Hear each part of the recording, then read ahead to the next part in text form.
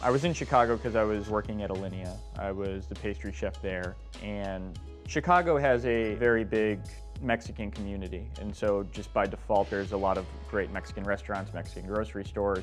I've always sort of never really had many hobbies, so on my day off, my hobby would be to go to an interesting neighborhood and buy ingredients from an interesting place and take them home and try to figure out how to cook them. For some reason though, that plus the idea that my wife was kind of brought up with Mexican food, and she's like, well, if you're interested in this, I can show you some of it. It kind of made it really comfortable for me to learn about it. And the more I tasted of it, the more I was just really fascinated by it, the more it seemed new.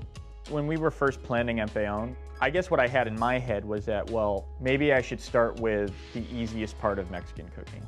And in my head, that was tacos. What I learned very quickly is that there's absolutely nothing easy about any part of Mexican cooking. And tacos are certainly not something to be taken lightly. I feel like after 3 years, we've gotten better at it, but our taco philosophy is still evolving and changing. The way I see us going is that things are actually getting more and more simple. It needs to be a great tortilla right off the comal, still holding its original heat. And there needs to be a delicious product on that. And there needs to be a salsa.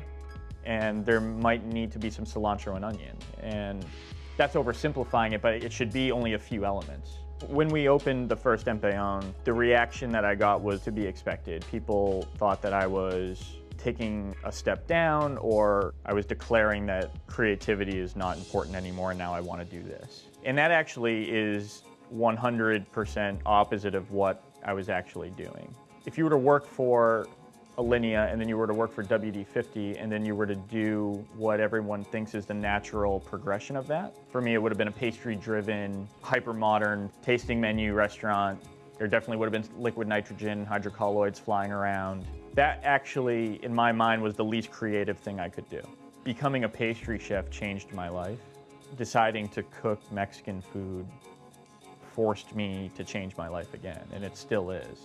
It's a commitment, it's a marriage, and when you're looking at it over like, well, what is it now and what is it going to be 20 years from now, that's really exciting.